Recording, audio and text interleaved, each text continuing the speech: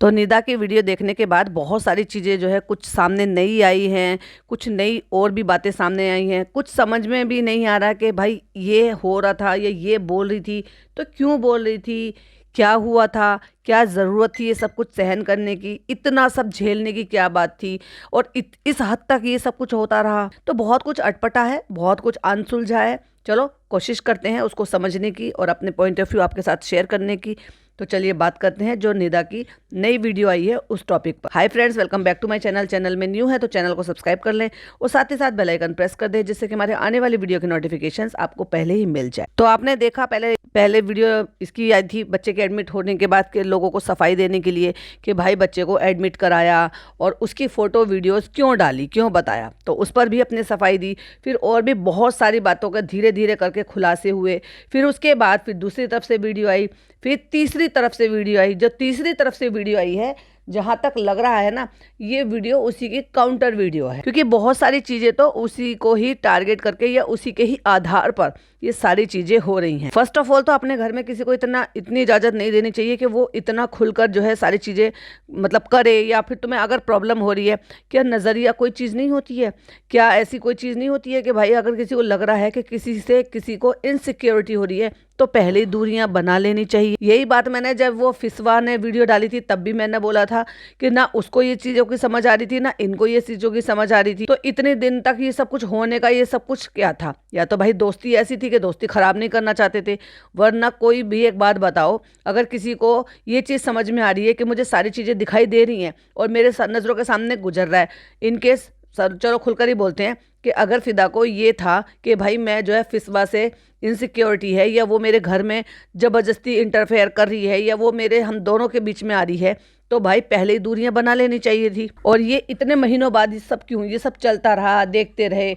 और भाई साहब वो चीज़ें बोली गई हैं जिन चीज़ों से ना 1% भी मतलब ऐसा नहीं है कि उसको तकलीफ़ नहीं है, बिल्कुल तकलीफ़ है, लेकिन विश्वास सा नहीं हो रहा। क्यों नहीं हो रहा?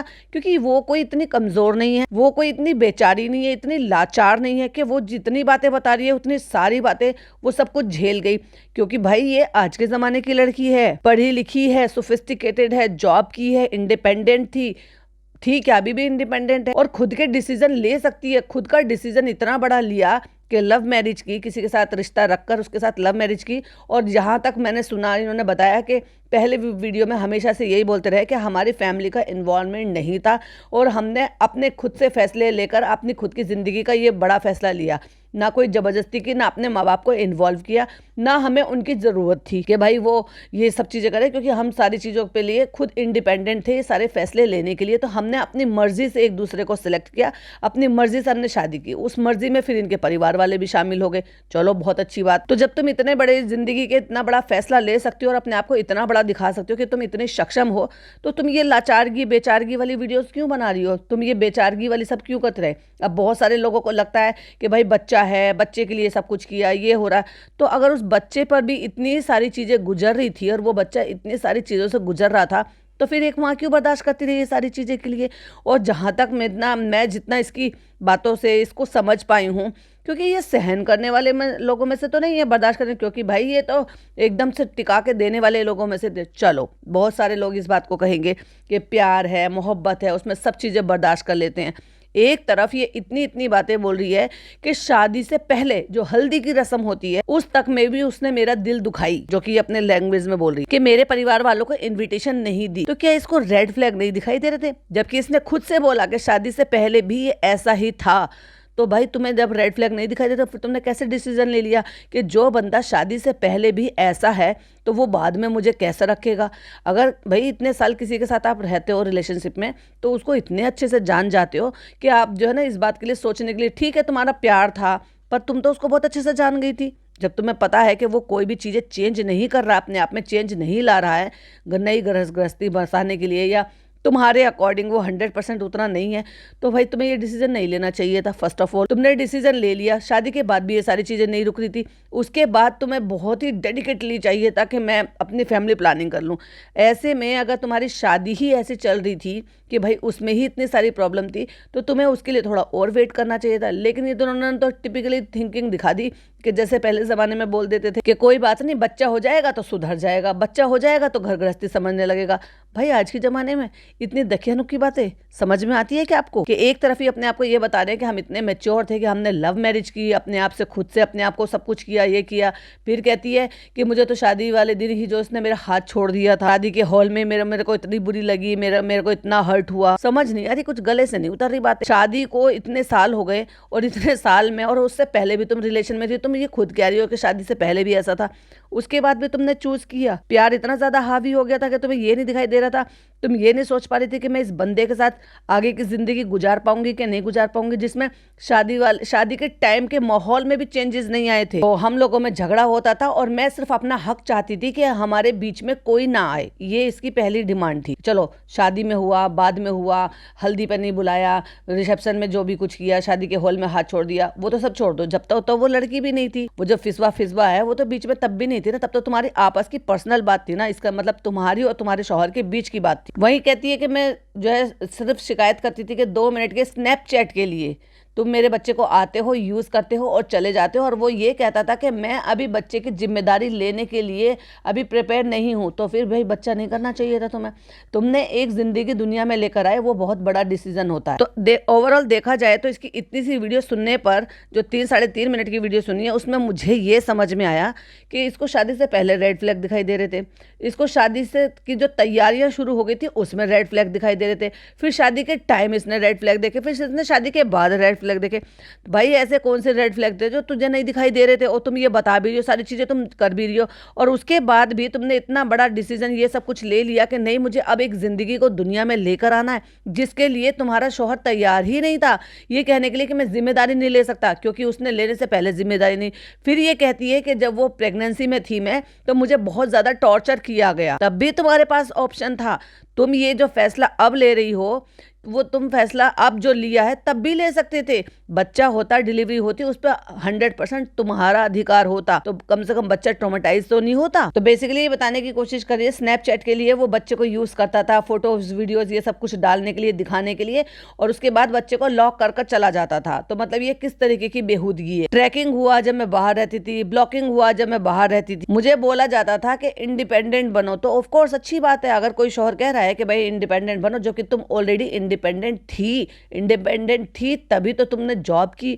इंडिपेंडेंट थी क्या तुम्हारे माँ बाप ने तुम्हें थोपा था जबरदस्ती कि तुम जॉब करो पढ़ लिख कर, कि नहीं तुम अपने पैरों पे खड़े हो? हर माँ बाप ये चाहते हैं, और अगर कोई शौहर भी चाहता है तो इट्स ओके भाई। तुम इंडिपेंडेंट थी, तुम अपना चैनल या जो भी कुछ है वो कर रही थी, काम कर रहे थे, जो भी कुछ कर रहे थे वो तुम कर रहे थे, लेकिन ये तो नहीं कहा ना किसी ने कि तुम पहले तो तुम इंडिपेंडेंट रहो और शादी के बाद तुम किसी और के ऊपर डिपेंडेंट हो जाओ। ये तो कोई बात नहीं हुई ना, जहां मर्जी आ जा सकती हो। जो लड़की अपनी जॉब के लिए अपने ऑफिस आना जाना सब कुछ करती हो और वो बाद में तुरंत ही इंडिपेंडेंट हो जाए, और सामने वाला बंदा उससे इरिटेट होकर उसको कहता है कि तुम इंडिपेंडेंट बनो, तो इसको शिकायत कहेंगे। ये कहेंगे कि भाई तुम्हारे फेवर की बात हुई, फिर तुम इस पे इतनी क्यों लद गई? कब तक मैं तुम्हारा सहारा बनूंगा? अपने साथ मुझे कैद कर रखी है।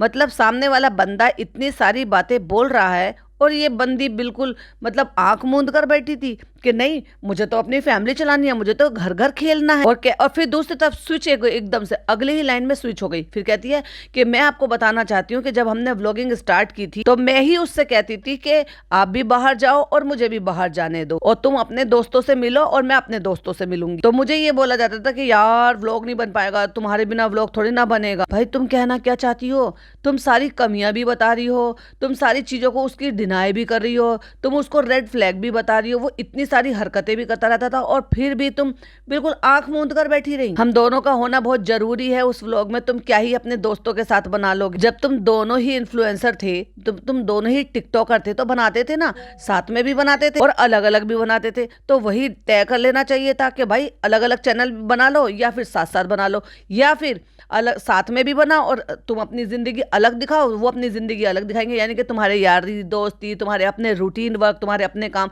लेकिन भाई इन्होंने तो सारी जिंदगी बस हेलो फ्रेंड ये वो निदा ये कर रही है, सूफी ये कर रहे हैं, बस ये इन्होंने इतना क्रिंज पना दिखाया भाई कि एक ही चैनल पर नुत बैठ गए। काम धंधा कुछ है नहीं, इन्होंने व्लॉगिंग ही अपना करियर बना लिया कि बस उसमें करना, तो फिर इंसान बाहर जाएगा क्या, फिर तो यही कहेगा ना, क्योंकि अब वो हो गया नियान की दुनिया, यानी कि दोनों को मिलकर नियान की दुनिया बन गया। अब जब नियान की दुनिया बन गया तो वो ये चाहता था कि हम सिर्फ यही दिखाएं, अब उससे लोग हो गए बोर। अब देखा जाए तो सब्सक्राइबर इतने हो गए थे 8 मिलियन की आईडी पर, लेकिन व्यूज कितने आते थे, उतने भी जितने चालू और इन लोगों को भी नहीं आते, तो उससे भी कम आते थे।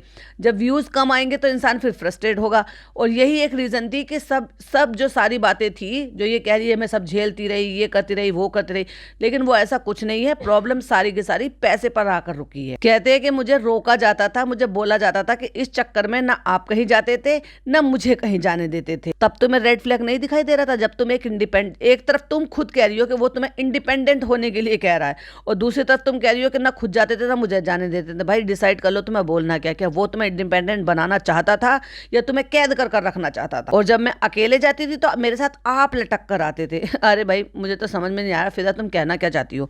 तुम एक तरफ कह रही हो कि वो इतना बुरा था कि मुझे कैद कर कर रखता था। मैंने लिटरली जो है ना, जो बिल्कुल ऐसी मोहताज लड़कियां होती हैं जो अपनी ज़िंदगी ऐसे गुजारती हैं, जो बेचारी किसी लायक नहीं होती हैं या जो कुछ नहीं कर सकती हैं, मैंने उस तरह से ज़िंदगी गुजारी। और दूसरी तरफ तुम खुद ही कह रही हो कि मुझे ध्यान नहीं देता था और मुझे ये कहता था कि तुम खुद से इंडिपेंडेंट बनो। दोनों बातों में से कौन सी बात पर यकीन करे, इतना झोलझाल क्यों है तुम्हारे स्टेटमेंट में। कहते मेरे साथ आते थे तो ये सोचकर आते थे कि व्लॉग बन जाएगा, लेकिन ये सोचकर नहीं आते थे अरे तू अकेली कैसे जाएगी।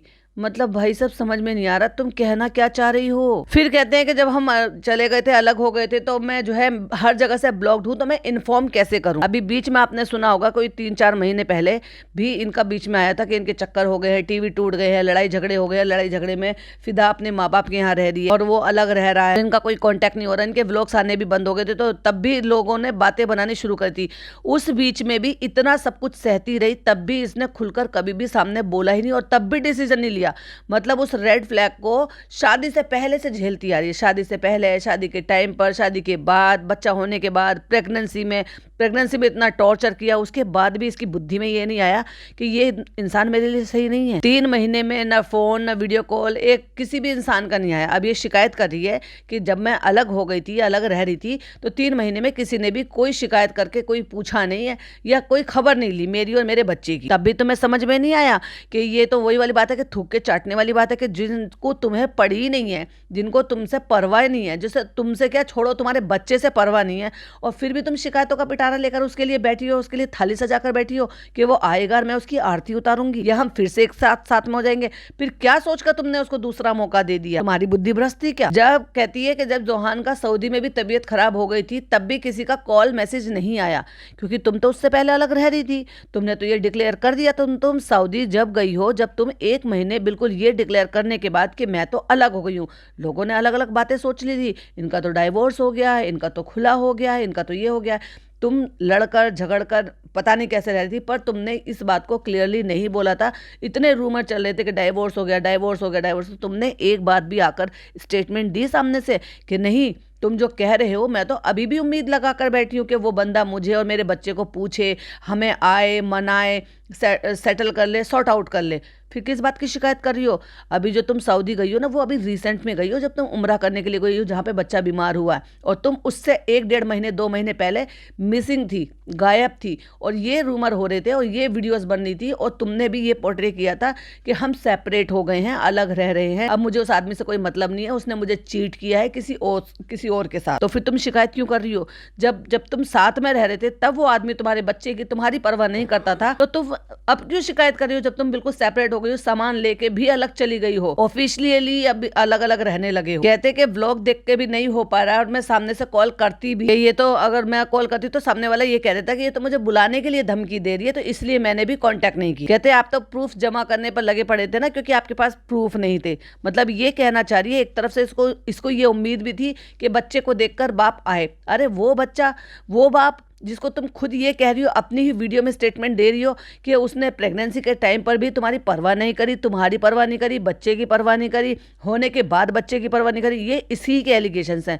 तो भाई किसी एक बात पे तो खड़े रहो, तुम एक्चुअली क्या बताना चाह रही हो, और तुम्हें शिकायत कौन सी है कि तुम्हारे पे उसने ध्यान नहीं दिया या तुम्हारे सेपरेट होने के बाद भी वो तुम पर ध्यान देता। कहती है इसीलिए मैंने सोशल मीडिया पे पोस्ट डाली ताकि आप तक कहीं ना कहीं से किसी तरीके से तुम तक पहुंच जाए कि भाई तुम्हारा बच्चा बीमार है। अगर तुम उसको लेकर अलग चली गई हो, पिछले 1.5-2 महीने से तुम अलग रह रहे हो, सितंबर में तुम्हारी लड़ाई झगड़े फजीते हो रहे हैं, और उम्रा गए हो आप पिछले महीने, और आप बता रहे हो कि ये अक्टूबर से सितंबर से चल रहा है सारी चीजें, तो फिर तुम किस बात की शिकायत कर रही हो? जब तुमने डिसीजन ले लिया, तुम सामान सब लेकर आ गए, तुम सेपरेट हो गए, मतलब ठीक है ऑफिशियली ऑन पेपर नहीं हुए हो, लेकिन एक तरीके से तो तुमने सेपरेशन अपना कर ही लिया ना उससे दूर रहकर, तो फिर तुम क्यों शिकायत कर रही हो? एक तरफ जब तुम कह रही हो कि बच्चे के साथ ये सब हुआ, यानी कि इसका सामान सब लेके जाने का, ये सब कुछ करने से पहले इतनी सारी चीजें हुई है जो कि 12 सितंबर को ये सारी बातें बता रही है, और उसके बाद भी ये उम्मीद कर रही है कि अब जब ये उम्रा से आने के बाद बच्चा बीमार हुआ या उम्रा के टाइम पे बच्चा बीमार हुआ है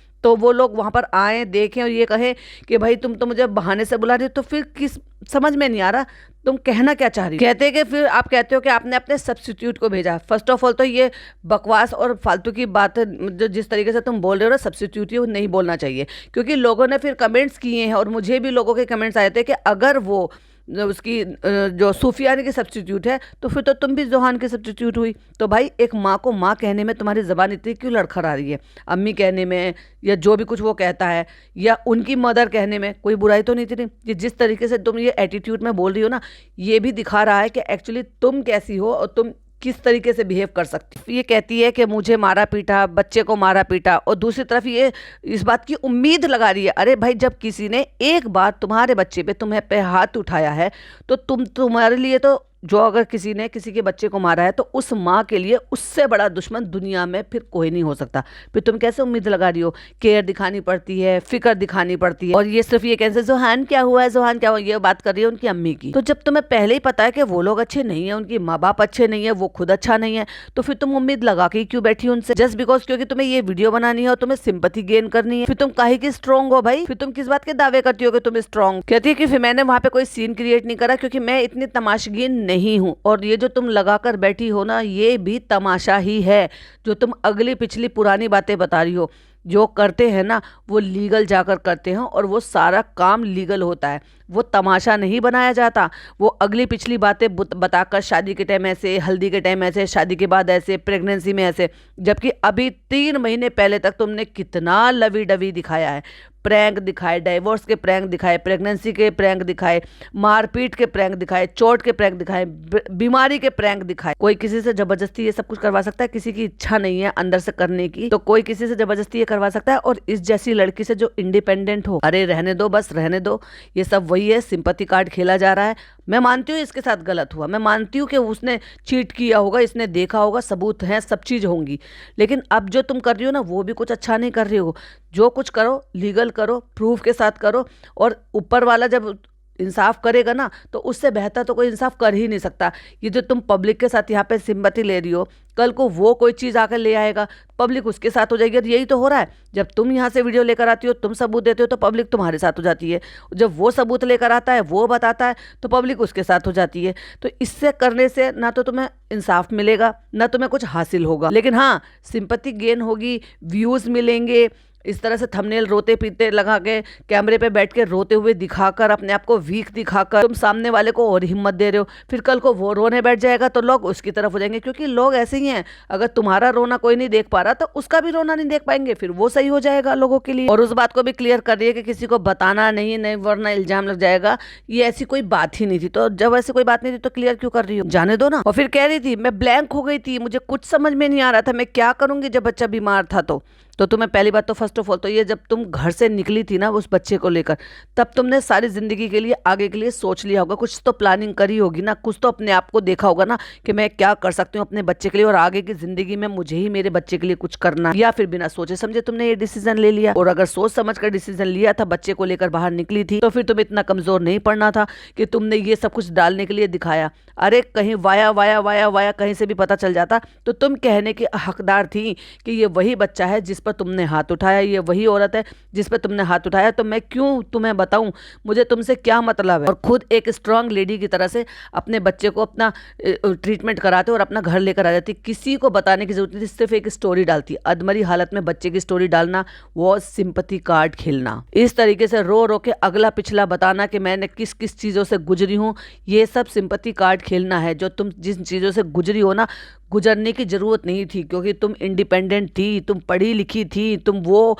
अबला नारी नहीं हो जो तुम सारी चीज़ें बर्दाश्त करोगे। और ना ही तुम मुझे उस थिंकिंग की लगती हो कि नहीं मुझे तो मेरा घर बसाना है, नहीं मुझे तो ससुराल में रहना है। जैसे वो कहते हैं ना, जब अच्छे संस्कार देने के बाद जो गाँव में या बिरादरी में जब लड़कियों की शादी की जाती है तो उनको ये कहा जाता है कि बेटा अब तुम्हारा घर वही है, तुम्हारी इज्जत वहीं से ही है, तुम यहाँ से विदा हो रही हो लेकिन तुम्हारी अर्थी वहाँ से निकलेगी। तुम उस टाइप की तो नहीं लगती हो, क्योंकि तुम आज के ज़माने की लड़की हो, तुम पढ़ी लिखी लड़की हो, तुम इंडिपेंडेंट लड़की हो। तो तुमसे ये सारी चीज़ें तो सिर्फ यही समझ में आती है कि सिर्फ और सिर्फ सिंपैथी कार्ड खेलना है। और वो किस लिए? क्योंकि इससे कानूनन तो तुम्हारी हेल्प हो नहीं रही है, हाँ, लेकिन व्यूज से पैसों के लिए बहुत हेल्प हो रही है। तो ये सब पैसों का गेम है बाबू भैया। कहते हैं क्योंकि तुम उस बच्चे को जो ना, मैं समझ गई थी कि उस बच्चे के लिए सिर्फ मैं अकेली हूँ और कोई ऐसा नहीं है जो उस बच्चे के लिए सिर्फ मैं हूँ। क्योंकि उस बच्चे के लिए तो यहाँ तक भी बोला गया, तुमने नहीं बोला, तुम्हारे सब्स्टिट्यूट ने बोला, यानी कि आप समझ जाओ कि उसकी माँ को बोल रही है ये कि हम एलिमनी नहीं देंगे, क्योंकि इसने एलिमनी मांगी होगी, हम एलिमनी नहीं देंगे, हाँ लेकिन हम इस बच्चे के लिए सदका दे सकते हैं। तुम तो कहती है फिर मैंने कहा कि मैं तुम्हें दे सकती हूँ 10-20 हज़ार रुपए मेरे बच्चे का सदका। तो इसका मतलब तुम इतनी इंडिपेंडेंट है, फिर तुम क्यों उम्मीद लगा कर बैठी थी? जब तुम एक बार बच्चे को लेकर निकल गई किसी की जिंदगी से और तुमने ये डिसाइड कर लिया कि मैं अपने बच्चे को अच्छी जिंदगी दे दूंगी और तुम्हें खुद पर काबिलियत पर तो भरोसा होगा ना, तो फिर अब ये सब कुछ क्या कर रही हो? जो कर रही हो, जो अपने हक के लिए लड़ रही हो, जो तुम्हें कुछ चाहिए कानूनी तौर पर करो ना। ये वीडियो क्या खेल रही हो? क्योंकि लोग कंपैरिजन कर रहे हैं कि तुमने व्लॉग्स में क्या दिखाया, कैसी जिंदगी तुम जी रही थी और अब तुम क्या बता रही हो। ये तुम्हारे पक्ष में नहीं जा रहा, ये तुम्हारे अगेंस्ट जा रहा है कि क्यों बर्दाश्त कर रही थी, इतने सालों से वीडियोस बना रही थी। कौन सी वीडियो से ऐसा लगा कि तुमने जो है जब तुमसे फोर्सफुली करवाया जा रहा है, जब अब तुम कह रही हो कि सारे प्रैंक हुआ करते थे, सारी चीज, वो तो ऑफ कोर्स सबको पता है कि जो भी व्लॉगिंग होती है वो सब नकली होती है। कहती है आप एक बदतमीज इंसान हो कि जो है वो अब एक माँ अपने बच्चे की स्टोरी डालेगी, वो भी ब्लफ करने के लिए। सबको यही लग रहा है, क्योंकि तुम्हारे खुद की जो ऑडियंस है ना, जिसको तुमने पहली बार जब ये वीडियो बनाई थी बच्चे के हॉस्पिटल के बाद की जो पहली वीडियो आई थी, उसमें तुम उन्हीं लोगों को सफाई दे रही थी, क्योंकि उसके बाद सूफियान की वीडियो आई है। लेकिन तुम तो उन्हीं लोगों को जवाब दे रही थी ना, जो लोग तुम्हें ये कह रहे थे कि तुम्हें ऐसी वीडियो नहीं डालनी चाहिए थी बच्चे की ऐसी हालत देखकर, क्योंकि हर कोई शौक में हो गया था। सिर्फ तुम्हें लिखकर स्टोरी डाल देनी चाहिए थी कि जोहान की तबीयत ठीक नहीं है, वो हॉस्पिटलाइज है, प्लीज़ आप सब दुआ करना। उतने भर से लोग अपनी ब्लेसिंग, अपनी दुआएं तो बच्चे को तब भी दे देते, लेकिन ऐसी स्टोरी दिखाना, और उससे भी क्या यकीन नहीं होता? बिल्कुल यकीन हो जाता। और नहीं करने वाले वो अब भी नहीं कर रहे, वो अब भी तुम्हें गलत ठहरा रहे हैं ऑफ कोर्स कि तुमने जो है ये सब सिंपैथी के लिए किया है। कहते तुम आ नहीं रहे, कह रहे मैं ऐसे जा रहा हूँ, मैं वैसे जा रहा हूँ, मैं सेलिब्रिटी हूँ, मैं ऐसे नहीं जा सकता, वैसे नहीं जा सकता, मुझे डर है। तो कहते तुम अपने आप को कैसे दिख रहे? अरे तुम्हें क्या मतलब है, वो बुरा दिख रहा है, अच्छा दिख रहा है, वो है, उसका कैरेक्टर कैसे जज किया जा रहा है, वो उसकी प्रॉब्लम। कहती मैं कैसे जाती हूँ सीना ठोक के? तो तुम कंपैरिजन कर ही क्यों रही हो? ये तो वो मतलब हो गया ना दिखाने वाला कि तुमसे बड़ी सिक्योरिटी तो मतलब मुझे चाहिए, मैं तुमसे बड़ी सेलिब्रिटी हूँ, देखो मैं आराम से सीना ठोक कर चली जाती हूँ। मतलब क्या है यार ये? कहती है क्यों नहीं, ये बड़ा सवाल बनेगा कि क्यों नहीं मिलने गया। ऑफ कोर्स उसकी गलती है और उसके लिए वो सारी दुनिया बोल रही है और आगे भी बोलेगी। अगर तू दावा करता है कि तुझे तेरे बच्चे से बहुत ज़्यादा प्यार है और मैं जोए को लीगली ले लूँगा, ये कर लूँगा, वो कर लूँगा, तू लीगली क्या लेगा भाई? तू अगर उससे मिलने नहीं जा रहा, दुनिया का कोई भी बाप होता अगर वो ऐसी फ़ोटो अपने बच्चे की देखता, वो सारी दुनिया की चीज़ें छोड़ के ना वो सबसे पहले नंगे पाँव भागता अपने बच्चे को देखने के लिए। तो गलत तो वो है इस मामले में, लेकिन तुम जो कर रही हो वो तुम भी कोई अच्छा नहीं कर रही हो। फिर पूछ रही है कि आपने कंप्लेन की है तो मुझे अभी तक कॉल क्यों नहीं आया। और यही डाउट है लोगों को कि भाई तुम लीगल खेल रहे हो तो तुम इतनी सारी चीज़ें बाहर कैसे निकाल कर ला सकते हो? क्योंकि जब लीगल केस हो जाता है या कोई भी चीज़ रजिस्टर हो जाती है तो सख्त हिदायत दी जाती है कि आप कोई भी वीडियो नहीं बताएंगे, कोई भी प्रूफ नहीं देंगे, कोई भी अगली पिछली बातें नहीं बोलेंगे, इससे रिलेटेड आप कोई भी स्टेटमेंट नहीं देंगे। तुम्हें तुम्हारे वकील ने नहीं समझाया, उसको उसके वकील ने नहीं समझाया क्या? तुम लोगों को फूल बना रहे हो। कहती है कि मुझे कोई लीगल नोटिस नहीं आया, मुझे सिर्फ एक वकील के थ्रू एक नोटिस आया है। कहती है मुझे वकील की तरफ से सिर्फ एक नोटिस आया था कि आप बैठकर जो है ना फाइनल डिसीजन बताइए कि आपको क्या करना है, डिसीजन लीजिए बैठकर। और ये तभी होता है जब आप कोर्ट में ना जाकर आउट ऑफ कोर्ट सेटलमेंट करते हैं, तब वकील आपस में आप लोगों को राय मशवरा देते हैं और ये करते हैं कि भाई यहाँ बैठकर आप आउट ऑफ कोर्ट इस तरह से सेटलमेंट कर दीजिए जिसमें बीच में वकील होते हैं। कोर्ट में केस ना इसने डाला है ना कोर्ट में केस उसने डाला है, ये सिर्फ ऑडियंस को बेवकूफ बना रहे हैं। और 100% उसमें ना सही लेकिन कुछ परसेंट तो ये है कि ये अब कंटेंट का गेम रह गया है कि भाई तुम अपनी तरफ की जितनी भी है छिच्चा लेदर वो करो, मैं अपनी तरफ की जितनी भी छिच्चा लेदर है मैं वो करता हूँ। तुम्हें जो व्यूज आएंगे तुम अपनी कमाई रखो, मुझे जो व्यूज आएंगे मैं अपनी कमाई रखूंगा। क्योंकि इनके पैसे के मामले में हालत बहुत ज्यादा खराब चली थी, व्यूज इनको आ नहीं रहे थे, लाइफस्टाइल जो ये मेंटेन कर रहे थे वो हो नहीं रहा था। तो ये सारा ये जो जिंदगी और ये प्यार और ये सब लगाव की बातें हो रही है ना, ये तो सब उड़नछू हो जाती है जब आपके बीच में पैसा आ जाता है और पैसों की कमी आ जाती है। और वहीं एक कैप्शन लिखकर उसने इस बात के लिए जस्टिफाई किया है कि जुहान रियली नीडेड सम ब्रेक, इसलिए आई वॉज टोल्ड दैट इससे कहीं बाहर ले जाओ, इन्वायरमेंट चेंज करो, ही इज बीइंग ट्रोमेटाइज। और वो जो फिट आने की बात हुई थी तो उस पर भी क्लैरिफिकेशन दिया है कि बहुत सारे बच्चों को ऐसे हो जाता है बुखार आने पर, तो डॉक्टर ने ये बात क्लियरली बताई थी। फिर कुछ टेस्ट हुए थे उससे ये क्लियर हुआ है कि ये कोई रेगुलर वाली प्रॉब्लम नहीं है, वो हो जाती है समटाइम किसी किसी बच्चे को। क्योंकि ये बात को भी मुद्दा बनाया गया था और हो भी रहा था कि भाई लापरवाही तो बढ़ती जा रही थी बच्चे के लिए। क्योंकि ऐसी हालात में अगर बच्चे को अकेला छोड़कर ये इधर उधर घूम रही है, जिस बात पे मुझे भी बहुत ज़्यादा बुरा लगा कि ऐसे में ये अपने बच्चे को छोड़कर कैसे चली गई।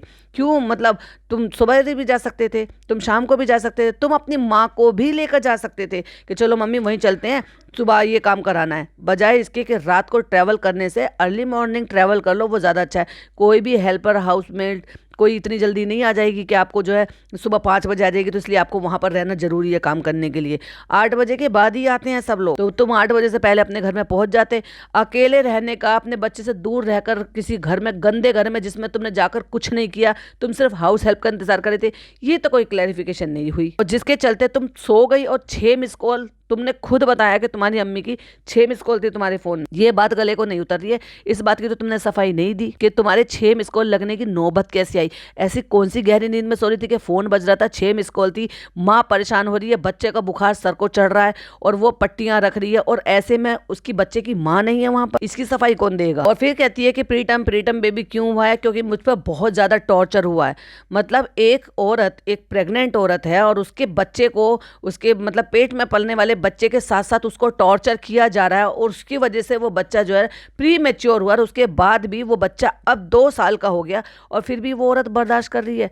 भाई साहब, दुनिया में ना माँ सब चीज़ बर्दाश्त कर सकती है, क्या चाहे भले बच्चे का बाप हो या बच्चे का कोई भी रिश्तेदार हो, अगर वो उस बच्चे को हार्म पहुंचा रहा है, उस औरत को हार्म पहुंचा रहा है, या माँ और बच्चे दोनों को हार्म पहुंचा रहा है, उससे बड़ा दुश्मन नहीं है दुनिया में कोई भी, और फिर भी उस दुश्मन के साथ साथ रह रही हो। वाह, क्लियरिफिकेशन तुम्हारा बिल्कुल भी समझ में नहीं आ रहा कि तुम किस बात का क्लियरिफिकेशन दे रही हो। कहती है किस तरीके से मुझे टॉर्चर किया गया जिसकी वजह से मेरा बच्चा प्रीटम पैदा हुआ, और ये भी कह रही है कि उसको ये चीज आज नहीं तो कल होने वाली थी। इट मीन्स डॉक्टर ने बहुत सारी चीजें क्लियरली इसको बोली हुई है। ये भी एक रीजन हो सकता है कि उसके घर वाले या वो आदमी शायद बच्चे से इतना लगाव ना रखता हो, क्योंकि उनको ये सारी बातें पहले से ही पता है। आज की डेट में जितने बच्चों के टेस्ट होते हैं ना प्रेगनेंसी के टाइम पे, बहुत सारी चीजें क्लियर हो जाती हैं। ये मैं पहले भी अपने पॉडकास्ट में बोल चुकी हूँ। तो मे भी शायद इसने अपनी जिद से ये करा है कि नहीं हम कर लेंगे, क्योंकि इसको माँ बनना था बड़ी शिद्दत से। और ऐसे में भी कि जब बताया गया है कि ऐसे है, उसके बाद भी न खुद ने ध्यान रखा न उसने ध्यान रखा, तब भी तुम्हें दिखाई नहीं दिया कि ये आदमी रेड फ्लैग है। ये मेरे और मेरे बच्चे के लिए वो इंसान नहीं है जिसके साथ मैंने शादी की थी, जो मैंने सोचकर शादी की थी। उसके बाद भी तुमने अपने और अपने बच्चे के बारे में नहीं सोचा कि 2 साल तक उस बच्चे को ट्रोमेटाइज कराए रखा वहां पर उसी घर में रह, किस लिए? कि मैं शादी बनाए रखूं। तुम्हारी शादी और ये सब तो तुम्हें पहले ही समझ में आ जाना चाहिए था, जब शादी से पहले ही वो बंदा ऐसा था कि उसके साथ रेड फ्लैग्स दिखाई दे रहे थे। ये सब मुझे मत बताओ, ये सब फालतू का ज्ञान मुझे मत दो। ज्ञान फालतू का तो तुम दे रही हो, क्योंकि जो चीज बीत गई ना, अब तुम बस वो कहते ना सांप निकल गया लकीर पीटते रहो। अब ये लकीर ही पीट रहे हैं, जो हो गया वो तो हो गया, लेकिन अब ये लकीर पीट रही है ताकि लकीर पीटने से भैया हमें कुछ कमाई हो जाए। तो ये सब कमाई का जरिया है। और ये जो वीडियोस है ना, ये आनी बंद नहीं होंगी, लिख कर ले लो। यहाँ से वीडियो आएगी, वहां से वीडियो आएगी, फिर तीसरी जगह से वीडियो आएगी, फिर चौथी जगह से वीडियो आएगी, फिर यहाँ से वीडियो आएगी, काउंटर वीडियो आएगी, फिर वो आएगी, फिर वो आएगी, और ये सिलसिला चलता रहेगा। क्योंकि हर किसी को इस कंट्रोवर्सी में, गंदगी में पड़ना है। सबको पता है कि अगर कोई कंट्रोवर्सी करते हो तो वो वीडियोस जो है ट्रेंडिंग में जाती है, हर रिएक्शन चैनल वाले, हर पॉडकास्टर उनको कवर करेंगे, इनको ही एट दी एंड उससे जो है हाइप मिलेगी, एक तरीके से इनको ही उससे पैसा मिलेगा, इन्हीं का ही नाम आगे चलेगा। जो लोग इनको भूल गए थे, इनको व्यूज़ देने कम हो गए थे, इन पर व्यूज़ आने कम हो गए थे, इनके पैसे बनने बंद हो गए थे, तो चलो एक ना से अलग अलग चैनल से करते हैं, क्योंकि ये सारी बातें बैठकर बता देने से समस्या हल नहीं हो जाएगी। ये सारी बातें आप लीगली सॉर्ट करो। अगर वाकई में अब आपने ये सोच लिया है कि हमें साथ नहीं रहना है, हमें एक दूसरे से ये जो शर्तें अपनी पूरी करवानी है, जैसे कि तुम कह रही हो कि मुझे एलिमनी चाहिए, मुझे मेरे बच्चे का हक चाहिए, मुझे ये चाहिए, हमने जो साजे में जो भी कुछ काम किया है उसका मुझे हिस्सा चाहिए, वो सब लीगली ले लो ना। जो पुरानी बातें तुमने जब साथ में नहीं बोली, जब तुम झेल रही थी, तो अब भी मत बोलो। लेकिन अब तो क्लियरली समझ में आ रहा है ना, ये सिर्फ और सिर्फ पैसों का खेल है बाबू भैया। कहती है मुझे याद है कि मुझे मेरे बच्चे को और मेरे सामान को किस तरीके से धक्के मारकर घर से निकाला गया था, और ये उसी रिकॉर्डिंग की बात कर रहे हैं, क्योंकि इन्होंने भी कुछ रिकॉर्डिंग किया है और उनकी तरफ से भी कुछ रिकॉर्डिंग हुआ है। अब ये कह रही है कि मैं वहां पर गई थी, और वो भी कह रहा है कि ये वहां पर गया था, लेकिन वो घर में ही नहीं था, ये पहुंची अपने सास ससुर के पास। अच्छा, उनको पहले पता चल गया, तो ये वो चीज़ बता रहे हैं कि हमने घर में सीसीटीवी कैमरा लगाया, क्योंकि हमें इन सारी चीज़ों की उम्मीद थी, यानी कि इनके अंदर ही अंदर इतनी सारी खिचड़ी और इतनी प्लानिंग हो रही थी कि वो बात उस तक को भी पता लग गई थी, और उसने अभी अपनी प्लानिंग करी है। रिकॉर्डिंग इनके पास भी है, रिकॉर्डिंग उनके पास भी है, तो भैया आपस में जाके लीगली कर लो ना। यहाँ पे क्या अपलोड कर रहे हो कि छोटी छोटी सी इतनी कुछ सेकंड की सुना के, जिससे कि लोग जो है मैनिपुलेट हो जाए। तुम डालोगी तो तुम्हारे फेवर में हो जाएगी, वो डालेगा उसके फेवर में हो जाएंगे, इसीलिए लोग जब उसकी वीडियो देख रहे हैं तो उसके फेवर में जा रहे हैं। तो फायदा किसको हो रहा है? इधर से इसको हो रहा है और उधर से उसको हो रहा है। बहुत सारे और वैलिड पॉइंट इसने यहाँ पर बोले हैं, जिनको डिकोड करेंगे और उन टॉपिक पर भी बात करेंगे, क्योंकि भाई 1 घंटा 25 मिनट की वीडियो डाली है, छोटी बात नहीं है, बहुत सारी चीज़ें बोली हैं, लेकिन वो बातें ना, कुछ बातें सही हैं, 100% सही होंगी, क्योंकि इतनी सारी नौबत एवं ही नहीं आ गई है, क्योंकि अच्छा खासा तो नहीं था इनका रिश्ता, तो शुरू से ही रेड फ्लैग था। ये दोनों ही एक दूसरे के लिए रेड फ्लैग थे, और ख़ास तौर से अगर हम निदा की तरफ की वीडियो देखें, तो निदा ने जितनी बातें बताई हैं ना, उसके हिसाब से वो बंदा इसके लिए कभी भी सूटेबल था ही नहीं। तो भाई क्यों इतने साल झेला? जो डिसीजन अब लिया और अपने बच्चे को इतना परेशान करके लिया, वो पहले ही ले लेना चाहिए था। पर कम तो तुम भी नहीं हो, और तुमने शादी के इतने साल रिश्ता रखा, शादी से पहले, फिर शादी भी हो गई, फिर शादी के बाद साथ में रह रहे हो, सब कुछ कर रहे हो, तब भी तुम्हें समझ में नहीं आ रहा था कि ये बंदे का क्या दिमाग है क्या नहीं है। फिर प्रेगनेंसी में, पहली बात तो तुम्हें बच्चा नहीं करना चाहिए था, लेकिन अगर तुमने बच्चा किया भी और पूरी प्रेगनेंसी में तुमने ये देखा कि, कह रही हो तुम्हारे खुद के शब्द, टॉर्चर किया, ऐसा टॉर्चर होने के लिए तुम्हें किसी ने मोहताज किया था क्या है? या किसी क्लोज में शादी के तुमने किसी क्लोज में साइन किया हुआ था कि मुझे टॉर्चर रहना है और मुझे टॉर्चर होने के बाद भी इस शादी को निभाना है? तो भूलो मत, कहते हैं ना कि अगर कोई एक उंगली किसी की तरफ उठाता है तो बाकी की उंगली खुद की तरफ भी उठती हैं। तो और भी जो बहुत सारे इन्होंने पॉइंट्स अपने बोले हैं, वो जो है जारी रहेंगे, उनको भी डिकोड करेंगे, उनके टॉपिक पर भी अपने पॉइंट ऑफ व्यू देंगे। यहाँ तक की वीडियो में अगर आपको वीडियो पसंद आई हो, तो आपकी क्या पॉइंट ऑफ व्यू है, प्लीज़ जरूर से शेयर कीजिएगा। वीडियो पसंद आए तो लाइक शेयर कीजिएगा, चैनल पर पहली बार आए तो सब्सक्राइब कीजिएगा, और बाकी के पॉइंट नेक्स्ट पार्ट में कवर करेंगे। टिल देन बाय बाय, अल्लाह हाफिज़, टेक केयर।